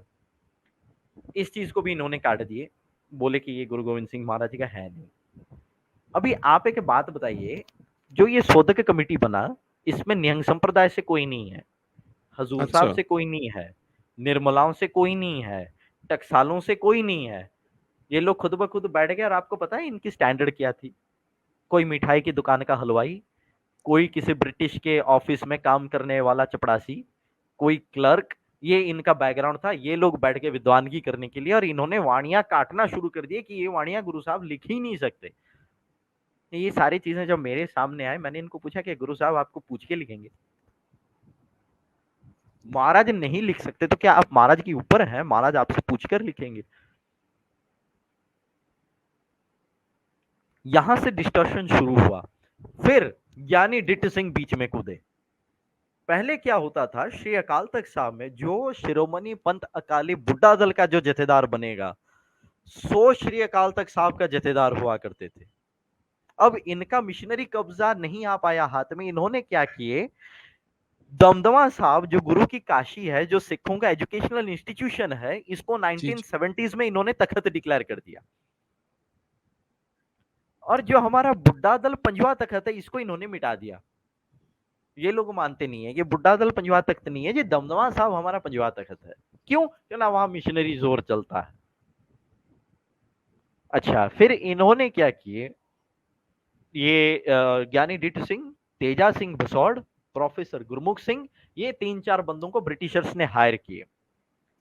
पहले क्या होता था, आज भी ये मर्यादा लागू है सारे निहंग संप्रदायों में और तख्त सचखंड श्री हजूर साहब में, जब भी आरती होता है ना, तो वहां जोत लेके आरती होती है। ये लोगों ने क्या किया, पहले जोत लेके आरती आरता करना हरमंदिर साहब में और श्री अकाल तख्त साहब में इन्होंने बैन करवाए। बोले कि जी ये सिक्खी अच्छा, सिद्धांतों के खिलाफ है, ये ब्राह्मणवाद है जी। माने आग के भी इनके धर्म होने लग गए। ठीक है ना, अग्नि के भी धर्म होते हैं। तो इसका मतलब मुसलमान शायद से घर में आग जला के अपना खाना नहीं पकाता, वो थर्मल हीटर में रख के अपना खाना पकाता है। ठीक है। अच्छा, फिर इन्होंने क्या किए, ये ज्ञानी डिट सिंह ने किताब लिखी गुरमत आरती प्रबोध। गुरमत आरती प्रबोध में इन्होंने हम सबका खंडन कर दिया, निहंग संप्रदायों का, हजूर साहब का। उन्होंने साफ लिख दिए कि जो भी निहंग सिंह नीला बाना पा के जोत लेके आरती आरता करता है, वो नरकधारी है। अच्छा जी। इसीलिए आज के डेट में आप कोई भी निहंग संप्रदाय चल जाइए, हजूर साहब आ जाइए, आपको यहाँ पे ज्ञानी डिट सिंह के बारे में डी का भी जिक्र नहीं मिलेगा। और अगर कोई नाम उनका लेके उनका प्रचार भी कर लेता है, तो उसकी खूब जम के पिटाई हो जाती है, ये दोनों संप्रदायों में। ठीक है। फिर इन्होंने क्या किया, आगे डिस्टॉर्शन करते आए हुए सार्वभौम महाराज को पूरा हटा दिए। ये सब ब्रिटिश हायर्ड है। यहां से डिस्टॉर्शन शुरू हुआ।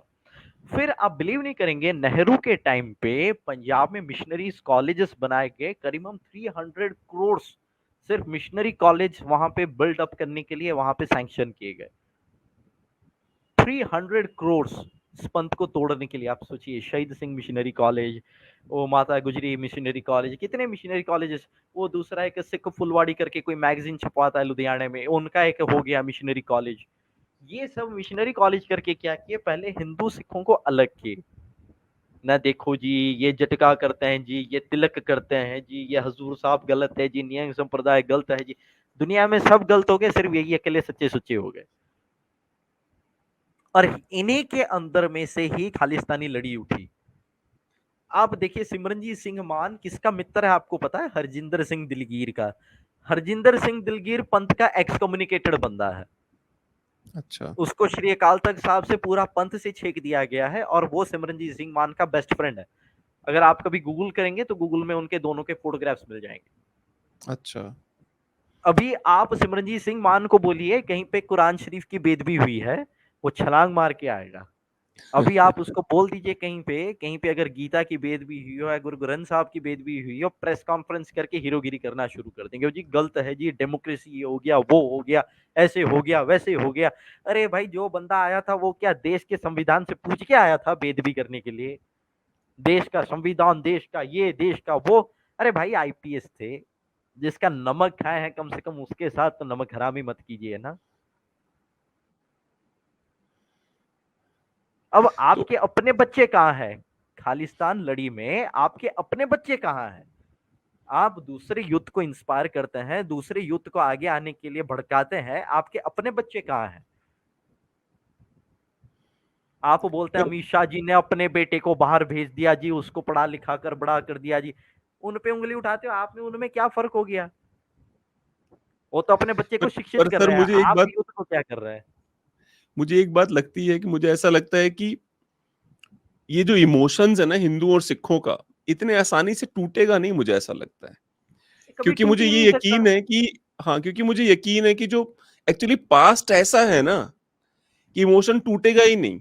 आप कितनी भी बुक्स लिख लो, मुझे ऐसा लगता है कि भले ही थोड़ी फ्रस्ट्रेशन हो लोगों को कि भैया देखो क्या हो रहा है, क्या कर रहे हैं खालिस्तानी, लेकिन खालिस्तानी आप के एक रंग बात में सिख बताइए, को रंगना गलत बात है शायद। अब आप एक बात बताइए, आप और मैं दोनों एक ही घर में रहते हैं। आप मेरे बड़े भाई हैं, मैं आपका छोटा भाई हूं। हम दोनों भाइयों में अगर कोई अनबन हो जाता है तो इसका मतलब ये थोड़ी कि हम अपने मम्मी पापा को ही अलग कर दें। वैसे ही ये देश एक घर है। इस देश में हिंदू सिख दो भाई हैं। अगर दोनों भाइयों में कोई अनबन हो रहा है तो भाई आप अपने 10 प्रतिनिधि भेजिए, हम अपने 10 प्रतिनिधि भेजते हैं। चलिए बैठिए, क्या आपका मसला है, हल कीजिए, गले मिलिए, निकलिए, मामला साफ है। इसको एक पॉलिटिकल एजेंडा देके, खालिस्तानी एक्सट्रीमिज्म को आगे करके, मैं तो एक ही चीज पूछता हूँ, कौन से गुरु साहब ने नींव पत्थर रखे हैं खालिस्तान के? पहले आप ये दिखा दीजिए, और कौन से वाणी में खालिस्तान का जिक्र है ये बता दीजिए। मैं अपने सारे स्टेटमेंट वापस ले लूंगा। ये मेरा चैलेंज है। और अगर नहीं है तो ये लड़ी बंद कर दीजिए। और महाराज खुद, ऊपर वाला खुद इनकी पिटाई कर रहा है, इनको पता ही नहीं चल रहा है। अब मैं आपको एक सवाल कर रहा हूं, आप मेरे को छोटा सा जवाब दीजिएगा। जो रेफरेंडम था खालिस्तान का, वो कौन से ईयर को चुना गया था? बताइए। नहीं, मुझे नहीं पता है। 2020। ये लोग बोलते थे ना 2020 रेफरेंडम। हाँ हाँ, रेफरेंडम 2020, बिल्कुल बिल्कुल, हाँ। अब रेफरेंडम 2020 तो दूर की बात, 2020 में हुआ क्या? ऊपर वाले की वो मार पड़ी, 2 साल के लिए पूरा देश तो खैर पूरा वर्ल्ड ही घर के अंदर घुस गया। जी जी जी तो जी। क्या हाँ। आपको इसमें से भी अक्ल नहीं आ रही है कि किस चीज का आप रेफरेंडम करने जा रहे हैं? ये महाराज ने कि इशारा दिखा दिए कि ये जो चीजें आप कर रहे हैं ना, ये इस तरीके से दुनिया का नुकसान करने वाला है। अब जब ये लोगों को महाराज बार बार बार बार बार बार, आप हर टाइम तो किसी को वार्निंग नहीं दे सकते ना। एक हद तक पहुंचने के बाद ऐसा आता है कि एक आदमी का अंत करना ही पड़ता है। जी और जी। इन्हीं मलेच्छों के बारे में महाराज ने अपने वाणी में स्पष्ट लिख दिए हैं कि उठ गई सवा मलेच की, दर को उड़ा पाशा, डंका बाजे फतेह का, नह कलंक का। कि एक दिन ऐसा आएगा कि ये जो मलेच है ना, जो अपने आप को नकली नकली खालसा बोलते हैं अपने आप को, इन सब का अंत करने के लिए मुझे नए कलंक बन के आना ही पड़ेगा। कि गुरु गोविंद सिंह महाराज ने साफ लिख दिए, ये मलेच्छों का अंत बहुत जल्द होने वाला है। और आपको पता है महाराज ने भविष्यवाणी भी किए हुए हैं। अगर आप कभी हजूर साहब जाएं तो वहां हजूर साहब में महाराज ने ग्रंथ की रचना की थी, मंगल प्रकाश ग्रंथ। तो महाराज ने फ्यूचर प्रेडिक्शंस किए हुए थे, उसमें ये कोविड के बारे में जिक्र है। और एक जिक्र ये भी है, ये जो पाकिस्तान है ना, ये बहुत जल्द इंडिया में समेटने वाला है। ये इंडिया के कब्जे में आएगा बहुत जल्दी। ये महाराज ने पहले से ही बोल दिए हैं। और चंद साल रह गए हैं, बहुत जल्द ये होने वाला है। फिर देखते हैं कौन खालिस्तान का नारा लगाता है। एक एक जैसे होता है ना, आजादी की लड़ाई के टाइम पे मैं वही सोचता हूँ कि उस समय की जो लीडरशिप थी वो सोचो किस लेवल की इग्नोरेंट कहूंगा मैं उनको, कि जो जो गुरु नानक जी का जो जन्म स्थान है वो मतलब 4 किलोमीटर दूर था। पर जैसे रेडक्लिफ था या माउंटबेटन था, उसको खाली एक बार बोलना यार ये ना लाइन थोड़ी आगे से ले ले, मुझे गुरु नानक जी का जन्म स्थान अंदर ही चाहिए। जो कांग्रेस पार्टी या जो लोग भी कहते हैं कि नहीं हम सिखों के साथ खड़े हैं, मतलब उनके पूर्वज ने केवल एक बार बोल देता माउंटबेटन से कि यार इसको अंदर कर दे। मैं कुछ बहुत छोटी सी फैक्ट्स बात। आपको रिवील कर दूं। कुछ फैक्ट्स आपको मैं रिवील कर दूं। यूट्यूब में कुछ वीडियोस अपलोडेड हैं ब्लैक एंड व्हाइट के उस टाइम के। Mahatma Gandhi was dead against सिक्की। उन्होंने खुल्लम खुल्ला गुरु नानक साहब और गुरु गोविंद सिंह महाराज के विरुद्ध में बोले। ये वीडियोस आज भी अपलोडेड हैं, उनके ऑडियो क्लिपिंग्स भी हैं। अगर आप मैंने उसको ट्रेस ना कर पाया बोलिएगा, मैं खुद आपको भेज दूंगा आपके जी, व्हाट्सएप जी। में। ये लोग पहले से ही एंटी सिख हैं। नेहरू के टाइम पे भी पंजाब में एक ऐसा कांड हो चुका था ऑलरेडी। 84 से छोटा सा, जस्ट थोड़ा सा छोटा हो चुका था। अब पंजाब में जो 84 हुआ, यही ही खालिस्तानी ये जो एक्सट्रीमिज्म है ये सबसे ज्यादा आगे किया। क्यों? इंदिरा गांधी की गलती की वजह से। अब आप एक बात बताइए, अगर आप में इतनी दम है तो क्या आप उसको बाहर नहीं मार सकते थे किसी को? आपने इनोसेंट लोगों को वहां दरबार साहब के अंदर घुसा के वहां टोबैको गैस छोड़ रहे हैं, जबकि गुरुद्वारे में टोबैको लेना ही मैंने बज्जर कुरेत है। आप वहां हरमंदिर साहब के अंदर लेके टोबैको छोड़ रहे हैं। आप वहां इनोसेंट लोगों को मार रहे हैं, उठा उठा के ले रहे हैं लोगों को। तो ये जो माने जो एविल फोर्सेस थे ना इस टाइम में, ये जो खालिस्तानी जो लोग जस्ट छोटा छोटा शुरू कर रहे थे, उनको पूरा मुद्दा मिल गया। देखो जी ये देश है, ये ऐसा है जी, वैसा है जी, हम पंजाब को इंडिपेंडेंट कंट्री बनाएंगे, ऐसे करें। यही लड़ी यहाँ से चल पड़ा। माने जो और वैसे मैटर अभी आपकी आसानी ये से। बात सुन के मैं ये भी सोच रहा हूँ कि हाँ, ये बात सही है कि अगर एक आदमी की वजह से सब हो रहा है, उसको तो मतलब स्टेट अगर चाहे तो कभी मार सकता है किसी को। तो अभी स्टेट आप ने एक ये बात क्यों बताइए, चूज़ किया स्टेट भी कि छोड़ दीजिए, स्टेट भी छोड़ दीजिए। वो कथा करने के लिए मुंबई जा रहे हैं, वो कथा करने के लिए इंडिया के अलग अलग हिस्सों में जा रहे हैं। क्या आप उनको वहां नहीं पकड़ पाए? क्या आपको सिर्फ एक ही जगह मिला था अकाल तख्त साहब को मुझे आपको लगता था ब्लास्ट मैसेज करने के देने की लिए? कोशिश की है, पता नहीं मैसेज तो नहीं था ये कांग्रेस का। एक्चुअल में बदमाशी किया है पंजाब गवर्नमेंट ने। उस टाइम में जो गवर्नमेंट था, मैं आपको कुछ लेटर्स सेंड करूंगा, इंदिरा गांधी जी का और वो संत जरनैल सिंह जी का। दोनों एक दूसरे को इतना रिगार्ड कर रहे हैं लेटर्स में। अचानक से ऐसा क्या हो गया कि इंदिरा गांधी ने जहर घोलना शुरू कर दिया संत जी के खिलाफ में? आप बिलीव नहीं करेंगे, ये खालिस्तानियों ने संत जी को बदनाम करके रखा हुआ है। संत जी ने कभी भी खालिस्तान की डिमांड नहीं की है। मैं आपको एक छोटा सा कहानी बताता हूं उनका। एक हिंदू परिवार था पंजाब में। दहेज के चक्कर में उन्होंने बेटी को पीट के उसका पूरा हालत खराब कर दिया। तो वो बेटी, उसके पिताजी और उनके माताजी तीनों आके पहुंचे संत जी के पास। संत जी के पास जब आके पहुंचे तो संत जी ने बोले कि बेटी क्या हुआ? हमारे जो ससुराल हैं उन्होंने दहेज के चक्कर में हमें ऐसे पीट के यहाँ पे भेज दिए हैं, मन निकाल दिए घर से। इंसाफ तो कानूनन मिल नहीं सकता है क्योंकि ब्राइब दे देंगे। तो इंसाफ अब आप कीजिए। तो संत जी ने क्या किए, दो सिंगों को भेजे कि आप जाओ इनके घर वालों को उठा के लेके आओ। उठा के लेके आए। जो भेंटा चढ़ता है ना हमारे सिखों में, संतों के पास में, वहां पे ना सारे नोट्स को सेपरेट करके एक बड़े से थाल में रखा हुआ था। 10 रुपए, 20 रुपए, 50 रुपए, ये सब अलग अलग करके सजाए हुए। संत जी ने क्या कि उसके ऊपर से वो जो चद्दर गिरा था उसको हटाए और वो थाल को सामने रख दिए। बोले कि भाई आपको जितने पैसे इसमें से चाहिए ना, इसमें से उठा के ले लीजिए, लेकिन हमारी बेटी को तंग नहीं करनी है आगे से। आपको लगता है ऐसे संत कभी हिंदुओं के खिलाफ में जहर घोलेंगे, कभी हिंदुओं के खिलाफ में खालिस्तान का नारा लगाकर जिक्र करेंगे? आपको लगता है इज इट पॉसिबल? ये तो पॉसिबल फिर हो ये सकता है? साजिश थी किसकी? मतलब उस ज्ञानी जैल सिंह भी इन्वॉल्व थे कहीं न कहीं। पंजाब के मुख्यमंत्री और ज्ञानी जैल सिंह के बीच में आपस में टसल चल रही थी। हुआ अभी क्या मैं था? आपको एक बात बताता हूँ।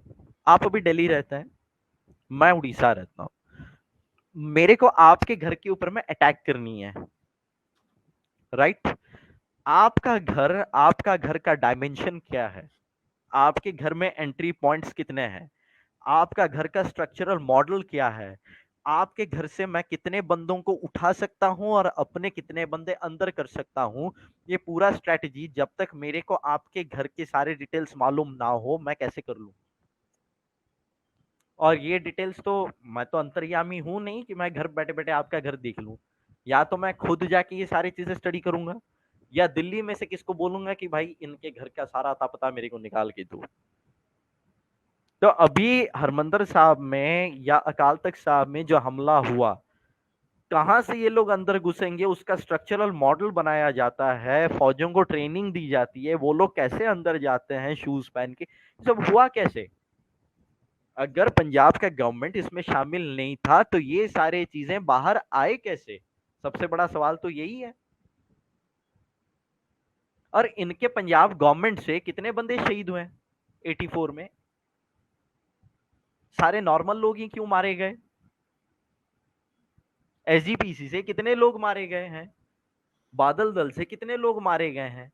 सिर्फ ये टकसाली ही मारे गए और नॉर्मल लोग ही मारे गए, क्यों? जी जी। वो बेचारे टकसालियों का क्या गलती था? वो तो 24 घंटे अकाल तख्त साहब के छत के ऊपर बैठ के वहां वाणी की व्याख्या कर रहे हैं। इनको डर ये था कि इनका जो पंजाब में होल्ड, जो इनका जो पावर बढ़ता जा रहा है, कहीं ये हमसे सत्ता ना छीन ले। ये लोग इतने गिरे हुए इंसान हैं कि खैर संत जी तो दूर, वो तो आफ्टर ऑल एक इंसान ही थे, इंसान इंसान में बैर तो हो ही जाता है। इन्होंने तो गुरु घर को उड़ा देने तक बात चले गए और अच्छा ये जी। दूसरों को सिद्धांत सिखाने चल पड़े कि भाई आप गुरुद्वारे में आ सकते हैं, आप अंदर नहीं आ सकते हैं। ये दूसरों को सिद्धांत सिखाने चल पड़े। पन्नू के कितने पूर्वज वहां शहीद हुए हैं 84 में, जो खालिस्तान का नारा लगा रहा है।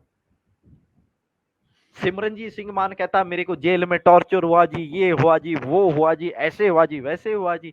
अगर इतना हुआ होता ना एक आदमी को, एटलीस्ट इतना तो अकल होता कि वो डर के मारे घर में बैठता, ये सब नहीं करता। अब इसको जेल में टॉर्चर हुआ है नहीं हुआ है वो तो ना आप देखे ना मैं देखा हूं। तो किसी की सुनी सुनाई पर हम लोग क्यों किसी के खिलाफ में जहर नहीं घोलना नहीं, शुरू एक कर दे? मैं एक और बात बताता हूँ आपसे। जैसे अभी मैं हूँ या आप हो, ठीक है, हमको भी पुलिस कई बार हो सकता है ले जाके जेल में मारे पीटे, लेकिन मैं उसके बारे में सुन रहा था जो ये यासिन मलिक है, कि इसको पुलिस ने उल्टा लटका के नंगा करके बहुत मारा था, इस वजह से ये आतंकवादी बन गया। इस हिसाब से अगर लोग आतंकवादी बनने लग जाएं हमारे देश में, तो हजारों नहीं लाखों लोग आतंकवादी बनेंगे। Point number 1। पॉइंट नंबर 2 ये है कि आतंकवादी वही बनता है या सेपरेटिज्म की बात वही करता है जिसको इस देश में अपनापन नजर नहीं आता। क्योंकि पुलिस किसको किसको नहीं मारा है, पुलिस ने कितने लोगों को पुलिस ने मारा है भाई, सबको बहुत बुरी तरह टॉर्चर कर रखा है पुलिस ने। मेरा एक छोटा सा सेपरेटिज्म की सवाल बात। है। किसान मोर्चा जो दिल्ली में हुआ, जी वहां जी। सैकड़ों किसानों के ऊपर लाठीचार्ज हुए, सैकड़ों किसान मारे भी गए, सैकड़ों किसानों के ऊपर टीयर गैस छोड़े गए, वो फायर ब्रिगेड आया, उनके ऊपर में पानी डाला गया, वो भी सर्दी के टाइम पे। कितने किसान उसमें से खालिस्तान का नारा लगा रहे हैं? क्या वो इंसान नहीं है और यही अकेले इंसान है? और इनको क्या जेल में गुरु साहब खुद मिलने आए थे, बोले कि बेटा तू आगे चल, खालिस्तान की नींव पत्थर रख, मैं तेरे पीछे खड़ा हूं? Is it possible? और अगर ये सही रास्ते चल रहे थे तो अकाली दल टूटकर 4-5 पहलू क्यों बन गए? जी जी। इनके साथ में जो भी लीडर्स थे वो सब क्यों टूट गए? कैप्टन अमरिंदर सिंह टूट गए, सुखबीर सिंह बादल टूट गए, सब टूट गए। क्यों? तब भी इनको अकल नहीं आया कि सब मेरा साथ क्यों छोड़ रहे हैं। वो अतिंदर पाल सिंह खालिस्तानी, तो पिछले दिनों कई दिनों से उसने एक शुरू कर दिया है, अपना चैनल बनाकर यूट्यूब में लोगों की इंटरव्यू करता फिर रहा है।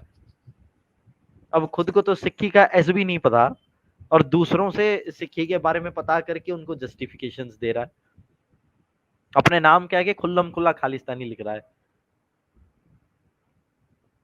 सबसे पहले तो हमारी इंडियन गवर्नमेंट की भी गलती होती है। ऐसे जो सेपरेटिज्म बंदे होते हैं ना, इनके हाथ में सियासत के कोई भी पहलू पकड़ाना नहीं चाहिए। ये आगे बहुत बड़ा खतरा हो सकता है। अभी आप सोचिए संगरूर में कोई ऐसे बंदे को अगर पुलिस उठा के ले जाती है तो मिनटों में छूट जाएगा। एमपी का प्रेशर हो जाएगा, एमपी के रिप्रेजेंटेटिव का प्रेशर हो जाएगा, एमपी के कार्यकर्ता जाके वहां खड़े हो जाएंगे, उनके पार्टी कार्यकर्ता वहां जाके हल्ला गुल्ला करेंगे, तो मिनटों में छूट जाएगा। तो ऐसे बंदों को आप सियासत में चौकियां देते क्यों हैं? एक एक और बहुत सारा क्रिटिसिज्म होता है प्रधानमंत्री जी का, कि प्रधानमंत्री जी सिखों के सामने इतने ज्यादा झुक जाते हैं कि उनके झुकने को कमजोरी माना जाता है। वो बहुत झुक रहे हैं प्रधानमंत्री जी, इसको कैसा कहेंगे आप? गलती उनकी नहीं है, गलती उनके आसपास में जो सिख हैं उनकी है। प्रधानमंत्री जी जो जो सिखों के साथ बैठे हुए हैं वो सिख सबके सब मिशनरी हैं। वो उनको वो पाठ पढ़ा रहे हैं जो पूरा पंथ के उल्ट है। इसी चक्कर में आज के डेट में संप्रदायों में प्रधानमंत्री जी की निंदा हो रही है। ये चीज मैं आपको साफ बता दूं। क्यों? देखिए, हरमीत सिंह कालका जो दिल्ली कमेटी का प्रधान है, वो हमारे प्रधानमंत्री जी के बहुत क्लोज बंदे हैं, वो रोज उनसे मिलने जाते हैं। जो मोदी एंड सिक्स एक किताब छपा हुआ है, आप देखेंगे अच्छा, उसमें उनके बहुत सारे फोटोग्राफ्स हैं, पिक्टोरियल अच्छा, बुक है वो। उसमें दिल्ली कमेटी में एक मैगजीन छपती है, शीशगंज पत्रिका। अच्छा, ये शीशगंज पत्रिका में ये हरमीत सिंह कालका ये चीफ एडिटर है। इन्होंने एक मिशनरी प्रोफेसर का आर्टिकल लगाया है। उस आर्टिकल में आरती आर्ता के मर्यादा को घोर निंदा किया हुआ है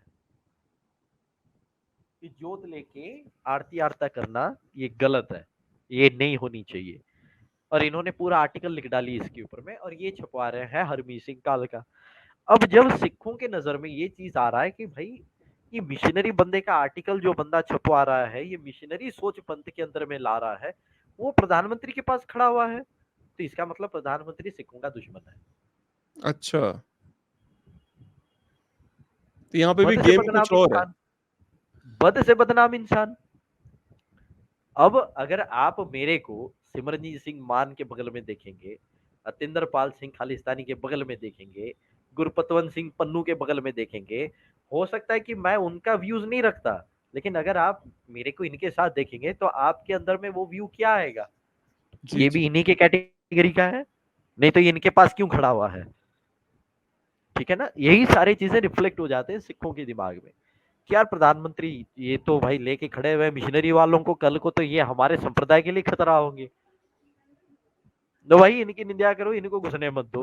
पंजाब में घुसने नहीं देते, वहां घुसने नहीं देते, यहाँ घुसने ये यही चीज मुझे चल रहा एक है। और चीज़ है, ये जो जो मिशनरी सिखों को बहुत तेज़ी से कन्वर्ट कर रहे हैं आम आदमी पार्टी के शासन में, बहुत तेज़ हो रहा है। और मैंने एक वीडियो और देख रहा था, 2 वीडियो देखे मैंने। मैंने देखा एक वीडियो था जो आज से 10 साल पहले का था, उसमें सिख घुसते हैं, एक वो होता है, चर्च होता है, उसमें 2-4 लोगों को थप्पड़ मारते हैं, अपने सिख लोग बोलते हैं तुम यहाँ क्रिश्चियन बनने आया हुआ है, और उसको वो वापस ले जाते हैं।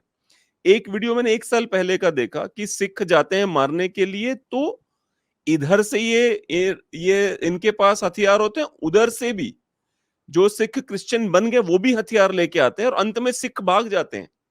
इतने ज्यादा हथियार लेके आते हैं क्रिश्चियन वाले। तो कितना खतरनाक है ये क्रिश्चियन जो बना रहे हैं वहां पे सिखों ये को और गलती हमारी पंजाबियों को। गवर्नमेंट ऑफ इंडिया की है, हमारे गवर्नमेंट ऑफ इंडिया की ये गलती है। मैंने एक लेटर लिखा था, वो लेटर का कॉपी मैं आपको भेजूंगा, अमित शाह जी को मैंने एड्रेस किया था। उसमें करीबन 150 सिखों ने साइन किए हुए थे कि ये चीज अच्छा, लागू होना चाहिए इस देश में। मैंने उसमें लिखा था 1993 से 1996 के अंदर में एक ऑर्डिनेंस पास हुआ था कांग्रेस गवर्नमेंट में। उसमें क्या हुआ था, मुसलमानों को और क्रिश्चियंस को फॉरेन माइनॉरिटीज करके उनके रिलीजियस प्लेसेस, एजुकेशनल प्लेसेस के ऊपर में से इनको टैक्स एग्जम्प्ट कर दिया गया। अब ये जो फंड्स इकट्ठे हुए इनके एरिया से, ये क्या हुआ, क्रिश्चियंस ने भेज दिया वेटिकन सिटी, मुसलमानों ने भेज दिया अरब।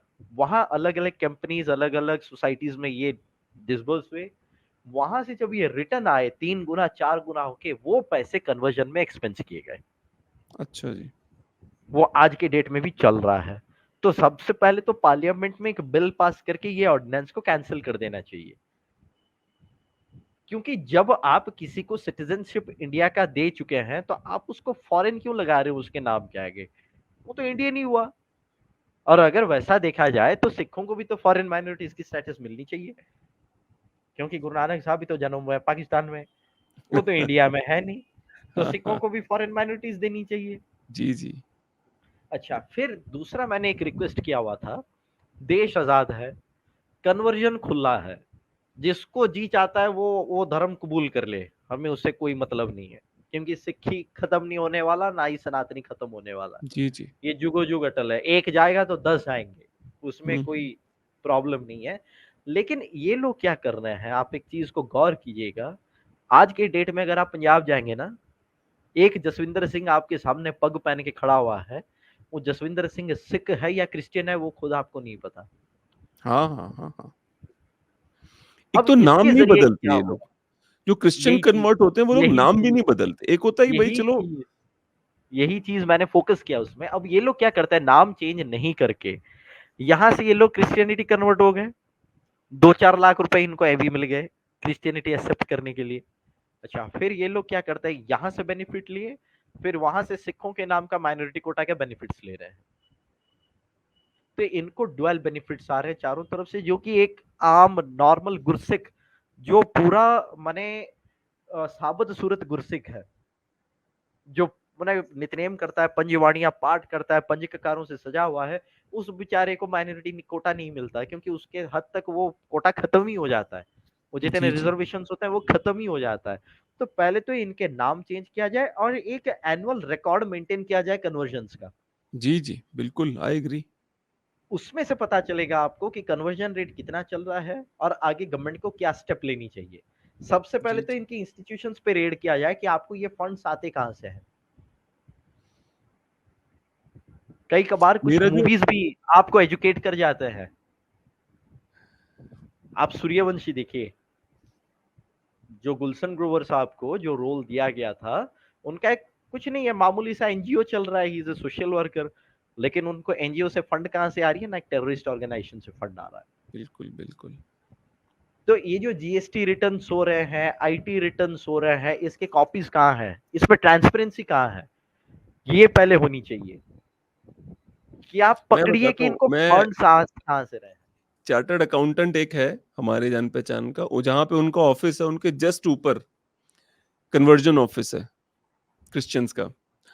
और उस ऑफिस में मतलब वो कह रहे थे कि जो लोग आते हैं वो केवल भिखारी नहीं है, इतने गरीब होते हैं वो, कि वो भिखारी नहीं है बस, बाकी तो दिखता है कितने गरीब हैं वो। पॉइंट एक ये हो गया और दूसरा ये है कि जो ये एक और ऑफिस के बारे में, चूंकि मैं बता दूं अपने बारे में थोड़ा सा आपको कि मेरे ना यहाँ पे मेरे 3 अलग-अलग कंपनीज हैं मेरी। तो मेरे को मालूम है कि एक एनजीओ है जिसके जिसके नाम पे हर साल लगभग $500 मिलियन भारत आता है और वो एनजीओ भारत सरकार ने बैन कर दिया है बाय द वे, लेकिन उस एनजीओ का फाइनेंशियल ऑफिस इंडिया में है।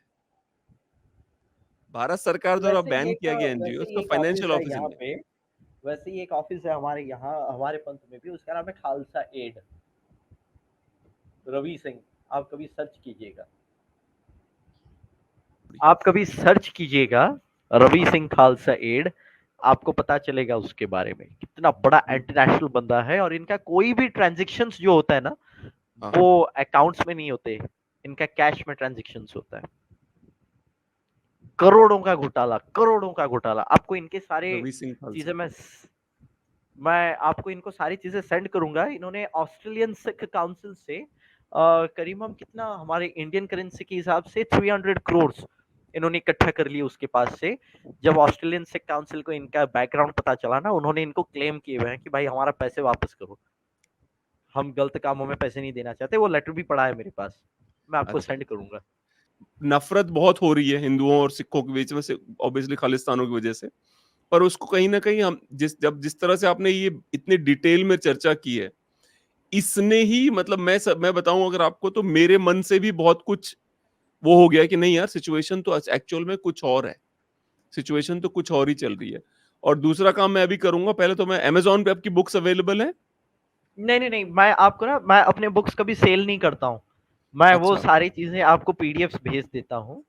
जी, ठीक जी, है ना, जी। क्योंकि मैंने आप मुझे इसका एक पीडीएफ एम भेज रखा दीजिए। था, मैंने निष्काम सिख प्रचार हो जैसे, क्योंकि आप ना देखिएगा हमारी यूनिवर्सिटीज में कुछ ऐसे बच्चे आते हैं, वो बेचारे किताब तो दूर की बात, एक पेन भी अफोर्ड करने के लिए मैंने उनका ये नहीं होता है। तो हमने क्या किया है, ये सारी चीजें हमने फ्री ऑफ कॉस्ट में कर दिए हैं।